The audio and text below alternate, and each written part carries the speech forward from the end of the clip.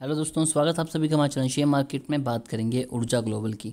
तो ऊर्जा ग्लोबल की यहाँ पर नोटिफिकेशन आई है। जो आपकी फ़र्स्ट कॉल थी राइट इशू के रिलेटेड, तो वो यहाँ पर काफ़ी ज़्यादा इन्फॉर्मेशन आ चुकी है। उन्हीं चीज़ों को यहाँ पर देखने की पूरी कोशिश करेंगे और कोशिश करेंगे कि वीडियो को ज़्यादा लंबा भी ना बनाया जाए।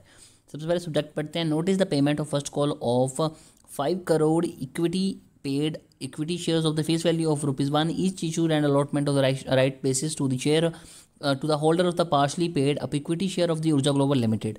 तो यहाँ पर उसी के बारे में बताया गया है। अगर आप यहाँ पर पे करते हैं तो फर्स्ट कॉल में आपको एक यूनिक नंबर दिया जाएगा, जिससे आप चाहें तो इनकी वेबसाइट पे जाके उसकी स्लिप ले सकते हैं, जो कि काफ़ी ज़्यादा इंपॉर्टेंट भी है। तो ये आपको लेनी चाहिए। और फर्स्ट कॉल पेमेंट का जो पीरियड है वो है मंडे अक्टूबर 4 2021 से Monday October 18 2021। Both days are including, यानी कि 4 अक्टूबर एंड 18 अक्टूबर भी यहाँ पर काउंट किए जाएंगे। तो देखिए, अगर आपने राइट इशू के थ्रू यहाँ पर शेयर लिए थे तो ये काफ़ी ज़्यादा इंपॉर्टेंट न्यूज़ आपके पास है। कुछ बेसिक पॉइंट है उनके ऊपर नहीं जाएंगे क्योंकि ये आपको ऑलरेडी पता होंगे। और पेमेंट की बात कर लेते हैं। Cash payment shall not be accepted, तो कैश में पेमेंट नहीं ली जाएगी।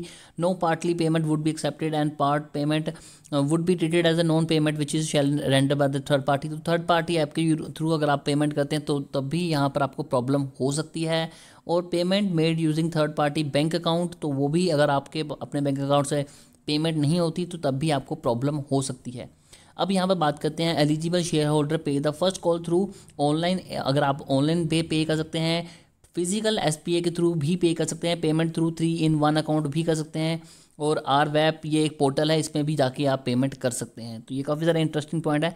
अब जो बहुत ज़्यादा इंपॉर्टेंट पॉइंट है उन्हें भी कवर कर लेते हैं। The faculty to make payment of the first call through R वैप portal is available for the resident eligible share holder only.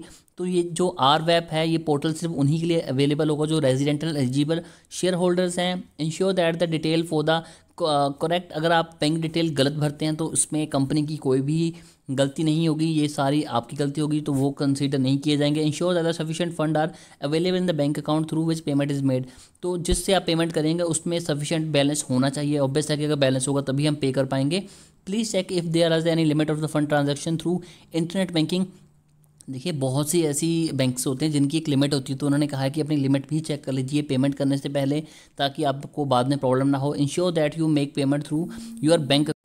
तो आगे उन्होंने बताया है कि जो भी डिटेल अगर आप पेमेंट करते हैं उसके बाद आपके पास आती है उसे आप स्टोर कीजिए थ्रू ईमेल और एसएमएस, जो भी मेथड आता है। और उन्होंने कहा है ensure you have filled in correct detail of PAN card, DPID, client ID. तो ये सभी चीज़ों का आप बिल्कुल ध्यान से देख के ही फिल कीजिएगा, क्योंकि इसमें कंपनी की कोई भी रिस्पॉन्सिबिलिटी नहीं होगी। तो आगे आपके पास फर्स्ट कॉल नोटिस भी आ चुका है। आप चाहें तो इसको स्क्रीनशॉट मार सकते हैं, चाहे फिर डाउनलोड कर सकते हैं।